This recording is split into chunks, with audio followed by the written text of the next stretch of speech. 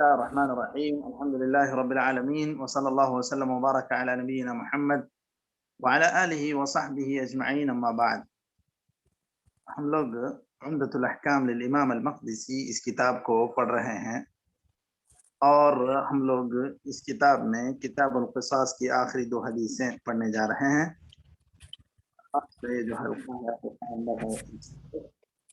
اور ہمارے پاس جو تیسیر العلام کا نسخہ ہے اس میں حدیث نمبر ہے 341 اور بعض پی ڈی ایف کے نسخوں میں 424 ہے.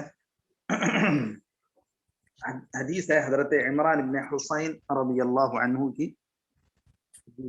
شروع کریں.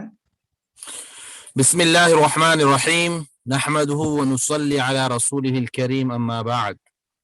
وعن عمران بن حسين رضي الله عنه أن رجلا عض يد رجل فنزع يده من فيه فوقعت ثنياته فاختصم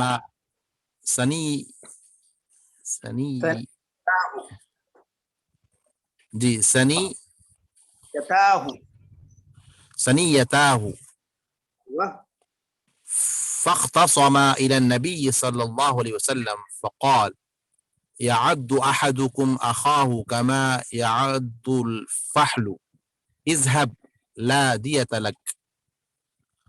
وعن الحسين بن أبي الحسن البصري رحمه الله تعالى قال حدثنا جندب في هذا المسجد وما نسينا منه حديثا وما نخشى أن يكون جندب كذب على رسول الله صلى الله عليه وسلم قال رسول الله صلى الله عليه وسلم كان في من كان قبلكم رجل به جرح فزجع فأخذ سكينا فخر بها يده. فخر بها يده فما رقى الدم حتى مات. قال الله عز وجل فحز بها يده فما رقى الدم حتى مات. قال الله عز وجل عبدي بادرني بنفسه حرمت عليه الجنة. هذا بالله التوفيق. بسم الله الرحمن الرحيم الحمد لله رب العالمين وصلى الله وسلم وبارك على نبينا محمد وعلى آله وصحبه أجمعين أما بعد. ہم لوگ آج عمدۃ الاحکام للامام المقدسی اس کتاب میں کتاب القصاص پڑھ رہے ہیں اور اس کی آخری 2 حدیثیں ہمارے پاس باقی ہیں اور اسی کو آج ہم پڑھنے جا رہے ہیں. انہی 2 حدیث کو ہم پڑھنے جا رہے ہیں. حدیث ہے تیسیر العلام کے نسخے میں 341 پی ڈی ایف کے نسخوں میں 424 حدیث نمبر. حضرت عمران بن حسین رضی اللہ عنہ سے روایت ہے کہ ایک آدمی ایک دوسرے آدمی کے ہاتھ کو کاٹا مطلب چبایا ایسے کہہ سکتے ہیں، دانت میں پکڑ لیا. عبد کہتے ہیں اصل میں کاٹنا یا کہ دانتوں میں انگلی کو رکھ کے زور سے دبانا. تو ایک آدمی دونوں کے درمیان شاید کچھ لڑائی ہو گئی، کچھ جھگڑا ہو گیا، تو انگلی کو اس نے منہ میں لے لیا دوسرے آدمی نے اور اس کو زور سے کترنے لگا. اب جس کی انگلی تھی وہ چھڑانے کے چکر میں زور سے کھینچے تو ان کے دونوں دانت ہی نکل آئے. سامنے کے جو دانت ہیں ثنیتا کہتے ہیں، یہی 2 ثنایا، سامنے کے 2 دانت. ثنایا علیا اگر کہتے ہیں تو اوپری دانت، سفلا کہتے ہیں تو نیچے. تو سامنے کے 2 دانت گر گئے ان کے کھینچنے کی وجہ سے. اب دونوں گئے نبی صلی اللہ علیہ وسلم کے پاس. جس کے دانت گر گئے تھے وہ اس خیال میں گئے کہ مجھے شاید کچھ دیت ملے گی کیونکہ میرے دانت ٹوٹ گئے ہیں. اور قصاص میں جو تفصیل ہے وہ سن بالسن، اس میں دانت کا بھی تذکرہ ہے. اب اس نیت سے وہ گئے نبی صلی اللہ علیہ وسلم کے پاس، بیان کیا. آپ صلی اللہ علیہ وسلم نے کہا یہ تم نے جو دانت کاٹے ہیں یا دانت میں اس کی انگلی چبائی ہے اور اس کے نتیجے میں انہوں نے کھینچا ہے، تو یہ طریقہ ایک بالکل ایسے ہی ہے جس طرح کوئی ایک جانور کاٹتا ہے. یہ طریقہ تم نے جو اپنایا اور ان کے دانت، ان کے انگلی کو چبانے کی کوشش کی، دبانے کی یا کاٹنے کی، کترنے کی کوشش کی، اس کے نتیجے میں انہوں نے کھینچا، تو تمہارے لیے کوئی دیت نہیں ہے. یعض احدکم یعنی دانت تم میں کا کوئی آدمی چباتا ہے، جیسے یہ فحل کہتے ہیں کوئی بھی نر جانور، کوئی بھی نر جانور، چاہے وہ اونٹ میں نر ہو یا بیل میں بھی نر جسے پاڑا کہتے ہیں، کوئی بھی ہو اس کو کہتے ہیں الفحل. اور خاص طور پر اونٹ کے لیے یہ زیادہ استعمال ہوتا ہے. لوگ عموماً فحل کہتے ہیں تو ذہن میں فوری طور پر یہ اونٹ کا جو ذکر ہے، جو نر ہے، وہ اسی اونٹ کا خیال آتا ہے. عموماً اس سے مراد جو ہے وہی اونٹ کا نر جانور ہی مراد لیا جاتا ہے، گرچہ کہ دیگر جانوروں پر بھی، اس میں بھی جو نر ہیں اس پر بھی، ان پر بھی اس کا اطلاق ہوتا ہے الفحل کا. تو عض یعض کہتے ہیں چبانا، دانت مارنا، دانت سے کاٹنا. یہ جو حدیث ہے اس کے ذریعے سے کچھ مسائل کا استنباط ہو رہا ہے. یہاں پر ان حدیث سے کئی مسائل مستنبط ہو رہے ہیں. تو ان مسائل مستفادہ میں سب سے پہلے کہ اگر کوئی انسان کسی کا ہاتھ کاٹے یا کہ چبائے اور اس کی وجہ سے اس کے دانت گر جائیں، تو اس کے لیے کوئی دیت بھی نہیں، کوئی معاوضہ بھی نہیں، کیونکہ اس طرح دانت کاٹنا یہ تو غلط طریقہ ہے. اور جو آدمی جس کا ہاتھ کاٹا جائے گا وہ صبر تو نہیں کر سکتا، وہ کسی کے کاٹنے پہ وہ اپنی بچاؤ کی تدبیر کرے گا، اور اس کے نتیجے میں وہ گر گئے تو پھر وہ اس کا ذمہ دار نہیں. ذمہ دار یا اس کی دیت اس وقت دے گا جب یہ کسی چیز سے مارے، اس کے دانت ٹوٹ گئے. تو اس طرح جو دست درازی کرنے والا ہے اور اس آدمی کی وجہ سے ٹوٹ جائے تو وہ آدمی ایسے آدمی کی دیت دے گا. ورنہ جو آدمی خود کترنے کی کوشش کر رہا ہے، پھر اس کے دانت ٹوٹنے پر وہ آ کے جو ہے مطالبہ کرے دیت کا، اس طرح نہیں، کوئی چیز اس کو نہیں دی جائے گی. اور اسی طرح اس حدیث سے ایک اور اہم مسئلہ مستنبط ہو رہا ہے، وہ کوئی بھی انسان کسی بھی انسان پر حملہ کرے اور وہ اپنا دفاع کرے، تو اس کے نتیجے میں اگر وہ اس کا کوئی ہاتھ ٹوٹ جائے، پیر ٹوٹ جائے، مثلا کوئی آدمی جو ہے کسی انسان کا مال چھیننے کی کوشش کر رہا ہے ہتھیار دکھا کر، ڈرا کر، وہ اگر اس آدمی کو ڈھکیل دیا، وہ گرا جا کے، اس کا ہاتھ ٹوٹا، پیر ٹوٹا، تو کیا اب اس کو اپنے پیر کا یا ہاتھ کے ٹوٹنے کا معاوضہ طلب کرنے کا حق ہے، یا وہ اپنی دیت طلب کر سکتا ہے؟ نہیں ہے شیخ، وہ تو اس پر ظلم کر رہا تھا نا. بالکل. کوئی بھی انسان کسی پر ظلم کرے اور ناحق کسی کو ستانے کی کوشش کرے، وہ اپنے دفاع میں کوئی کاروائی کرتا ہے، حتیٰ کہ اگر کوئی عورت یا کسی بھی آدمی یا کسی پر بھی کوئی بھی کسی بھی قسم کی دست درازی ہوتی، وہ اپنے بچاؤ میں کوئی تدبیر کرتی ہے یا تدبیر کرتا ہے، اس کی وجہ سے اس کو کچھ نقصان پہنچتا ہے، اس کا کوئی عضو کٹ جاتا ہے یا خود اس کی جان بھی چلی جائے، جو آدمی حملہ کرنے کی کوشش کر رہا تھا، تو بھی اس کا کوئی قصاص نہیں، کیونکہ ایک انسان کے اوپر اگر ناحق دست درازی کی جائے تو اسے اپنے دفاع کا حق رہتا ہے، اور اس صورت میں وہ جو اپنے بچاؤ کی تدبیر میں کوئی بھی کاروائی کرے تو اس صورت میں وہ نہ کوئی دیت دے گا اور نہ وہ کسی قسم کے کسی مال کا وہ مستحق ہوگا. کیوں؟ اگر وہ اپنا دفاع نہیں کرتا تو وہ مار دیتا. نبی کریم صلی اللہ علیہ وسلم نے فرمایا من قتل دون نفسه فهو شہید ومن قتل دون اہلہ فهو شہید. تو یہ شہادت کب ملے گی؟ جب ایک انسان مارا جائے اس حد تک بھی دفاع کی کوشش کرنا چاہیے اگر ضرورت پڑ جائے. یہ اور بات ہے کہ اگر کسی قسم کے مال کے نقصان کو بھی برداشت کر لیتا ہے اور اپنے طور پہ وہ رضامندی سے اس کو حوالے کر کے وہاں سے ہٹ جاتا ہے تو اور بات ہے. لیکن یہ کہ اگر کوئی انسان اپنے مال کے، اپنے جان کے، اپنے عزت کے دفاع میں کسی قسم کی کوئی بھی کاروائی کرتا ہے اور حملہ آور کا کوئی بھی نقصان ہو جاتا ہے تو اس کو، حملہ آور کو کسی قسم کی کوئی بھی دیت نہیں دی جائے گی اور نہ اس کو کوئی کسی قسم کا معاوضہ دیا جائے گا. یہ چیز بہت اہم ہے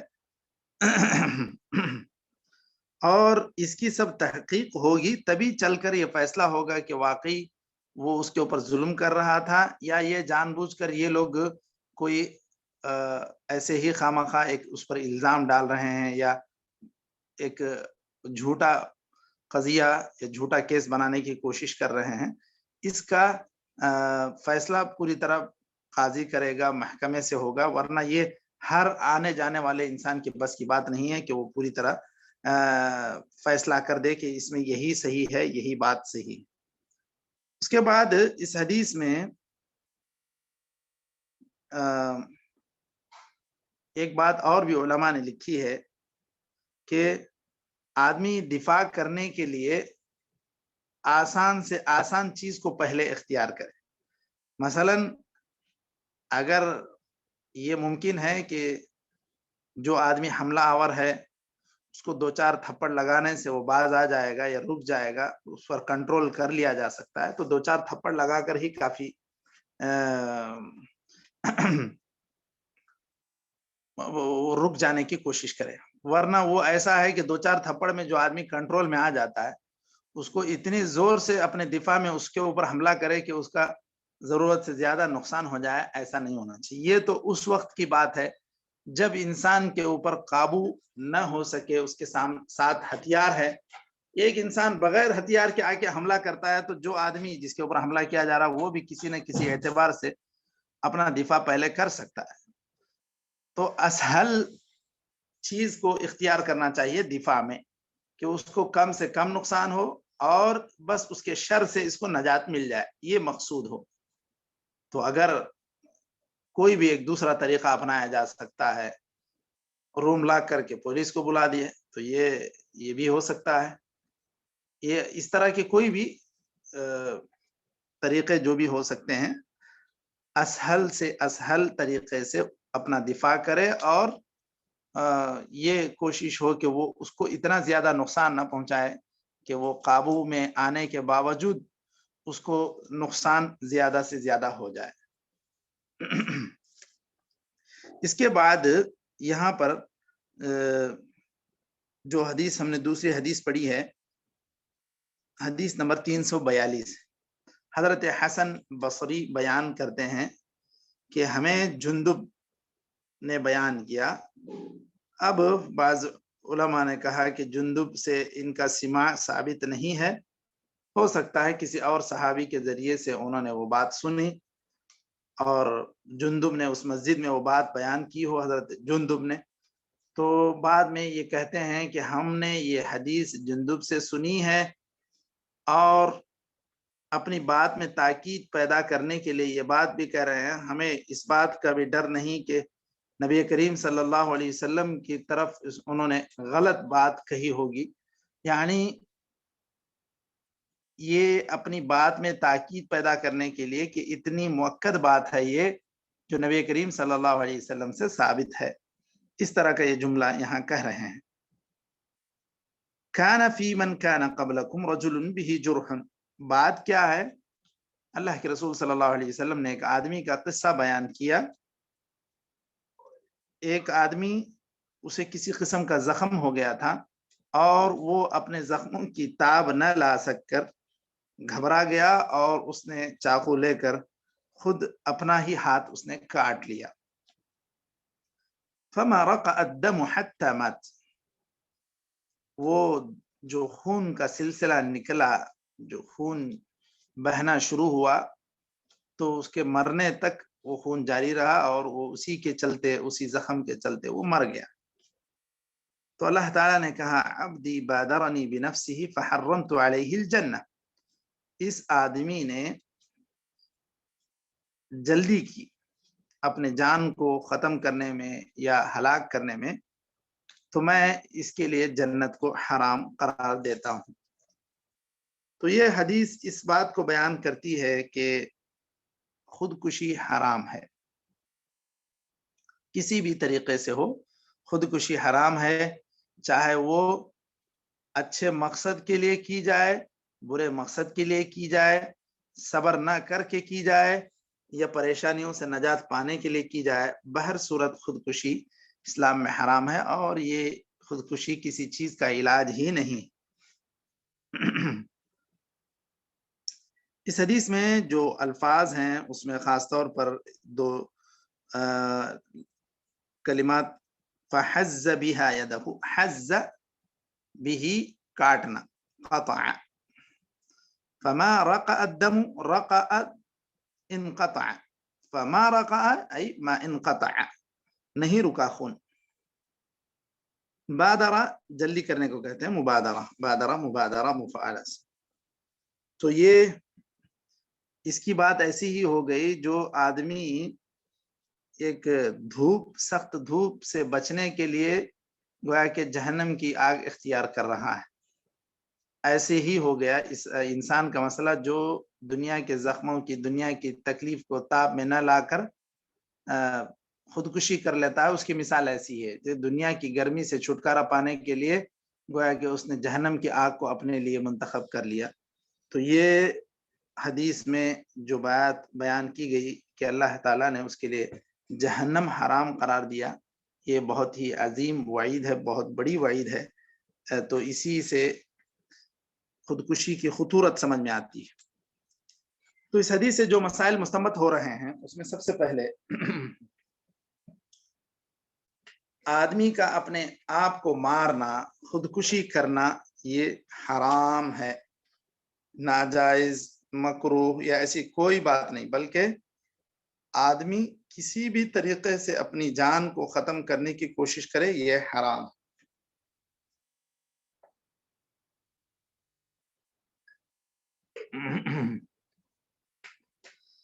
تو اسی طرح نہ آدمی اپنے جان کا مالک ہے، نہ اپنے دیگر اعضاء کا مالک ہے. یہ تو اللہ تعالیٰ نے اس کو عطا کیے ہیں، یہ امانت ہے، اور اللہ تعالیٰ کی امانت کے تعلق سے اللہ تعالیٰ پوچھے گا قیامت کے دن کہ اس نے اس کے ساتھ کیا کیا.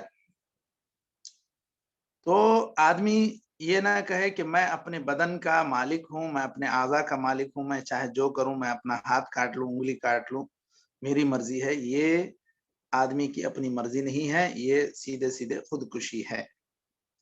اس کے بعد دوسری چیز اس حدیث سے جو معلوم ہو رہی ہے کہ مصائب اور مشکلات کے موقع پر انسان کو صبر کرنا چاہیے، اور صبر کا دامن چھوٹنے نہ پائے. کتنی بھی سخت مصیبت ہو، انسان کو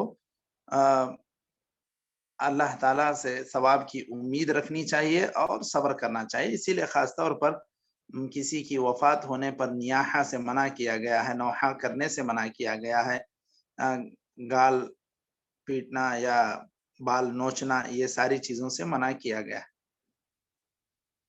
اور اسی طرح اس حدیث سے جو تیسرا مسئلہ معلوم ہو رہا ہے وہ یہ کہ اگر ایک انسان کسی مشکل میں مبتلا ہو گیا ہے اور وہ اپنی زندگی سے پوری طرح تنگ ہو گیا ہے، تو ایسی صورت میں اسے جو دعا سکھائی گئی، اللہم احیینی ما کانت الحیات خیرا لی وتوفنی اذا کانت الوفات خیرا لی، کہ اللہ جب تک میرے دنیا میں رہنا بہتر ہے اس وقت تک مجھے باقی رکھ، جب یہاں میرا رہنا بہتر نہیں ہے تو اس وقت تو مجھے وفات دے دے۔ یہ حدیث اس بات کو بتلاتی ہے کہ آدمی کتنی بھی مشکلات ہوں دعا ہی کا سہارا لے۔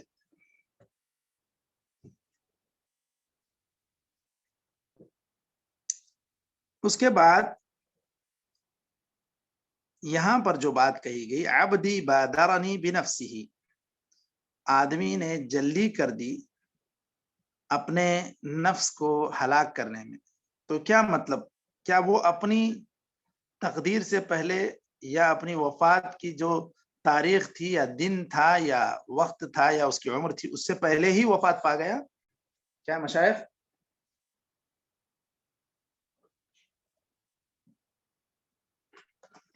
بادرنی بنفسہ، جلدی کر دی تو کیا مطلب؟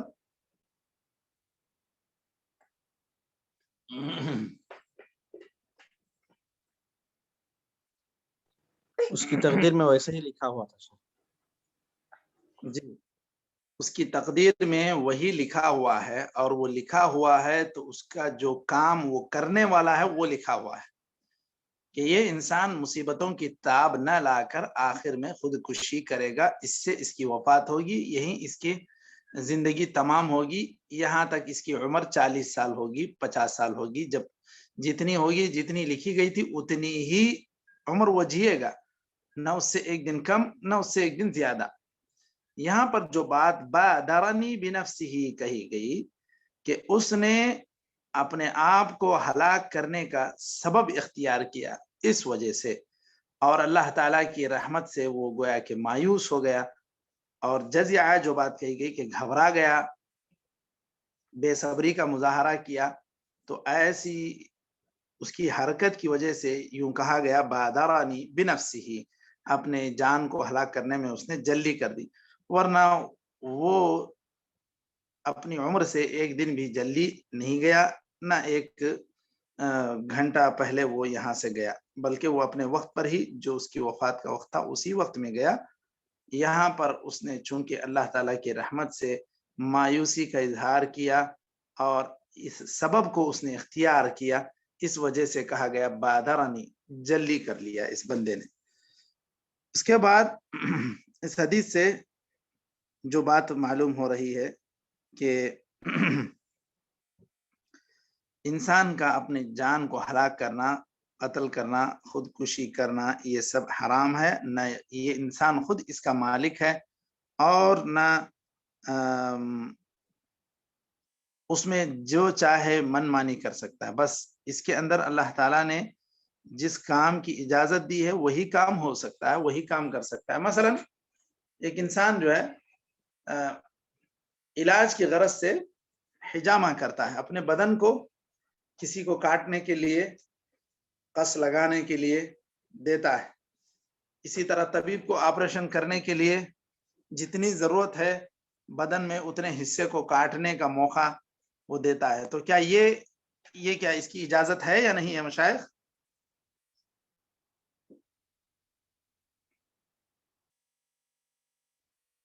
ہے شیخ جی، کیونکہ ایک انسان جو علاج کی غرض سے اپنے کسی حصے کو کٹوا رہا ہے تو یہ شرعی طور پر مطلوب ہے، دوا علاج اس سے روکا نہیں گیا، جس قدر ضرورت ہوگی، کبھی ضرورت پڑے گی انگلی کاٹنے کی تو انگلی کاٹ دے گا طبیب ڈاکٹر، کبھی ضرورت پڑے گی پیر کا ایک حصہ کاٹنے کی، پیر کا ایک حصہ کاٹے گا، کسی خاص وجہ سے جل کر یا کسی اور وجہ سے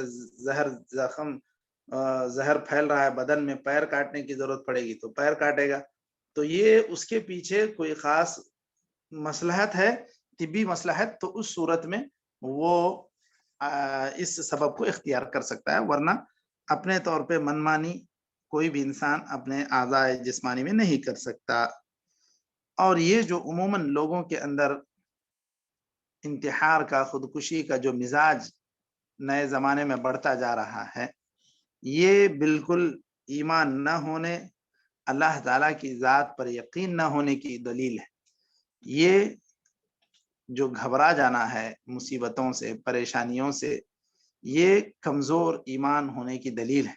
اگر ایک مسلمان ایسے کرتا ہے تو یہ اس کی ایمانی کمزوری کی علامت ہے، کیونکہ اللہ تعالیٰ کی رحمت سے نا امید یا مایوس نہیں ہونا چاہیے، اور اللہ تعالیٰ نے یہ دنیا میں اسباب رکھے ہیں، اس کو اختیار کرے، اللہ تعالیٰ سے دعا کرے تو اللہ تعالیٰ ان ساری چیزوں کو حل کرے گا. آخری بات اس حدیث سے جو معلوم ہو رہی ہے، حرمت علیہ الجنہ اللہ تعالیٰ نے کہا، تو مطلب یہ کہ کسی بھی حدیث کو اس کے ظاہر پر ہی محمول کیا جائے. بھائی اب خودکشی کرنے والے کا کیا حکم ہے؟ خودکشی کرنا حرام ہے. اگر کوئی آدمی خودکشی کرے گا تو حدیثوں میں آیا کہ جو آدمی جس چیز سے خودکشی کرے گا جہنم میں وہ اسی سے اسے عذاب دیا جائے گا.